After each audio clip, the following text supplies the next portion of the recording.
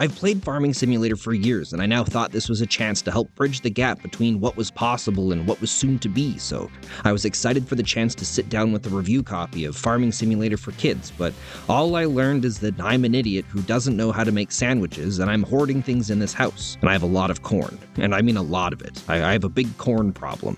I don't know why I'm doing this, but I keep doing it. Over and over, and the more and more corn, and I can't help myself. Because for weeks I've struggled with how to write this review, and it wasn't until I was at my sister's house where her kid has started to get a little bit older and he's beginning to do things now, and I guess at this point I should also probably start calling him my nephew. And I know for sure he's younger than 3 and he's definitely older than, if I'm being honest, I started trying to write this as a joke, but I also realized that I don't actually know how old he is. I know he is starting to talk, I don't think we've had his first birthday yet.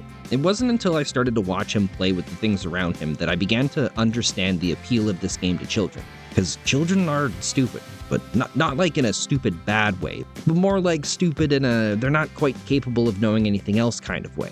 They're still running on that old 2-bit operating system that's slowly updating and upgrading itself in a very inefficient and confusing way that doesn't really connect or pair well with any other new devices. It's like one of those setups where if you want to communicate with it, you need to download a program off of a website that will let you access an old app store to be able to download an app that will install a door to a downgraded operating system that runs parallel to your regular one, so that the parallel OS can downgrade a few more times so that you can install a floppy drive to get the software needed so that you can start to teach it, as in the child, how to communicate back with you, except that the processing on it is very slow and there's no progress bars. You don't really even know when or if it's doing anything or even working in a way that's actually moving forward in a way that you're hoping it's moving. So as I sit here now watching my nephew run around and play with the things around him, I now understand the appeal of Farming Simulator for Kids. It's the kind of game that doesn't really know what it's doing or why it's doing it, because the people using it have even less of an idea of what they are doing, but that sometimes they can just do things, and at times those things that they can do make other things happen.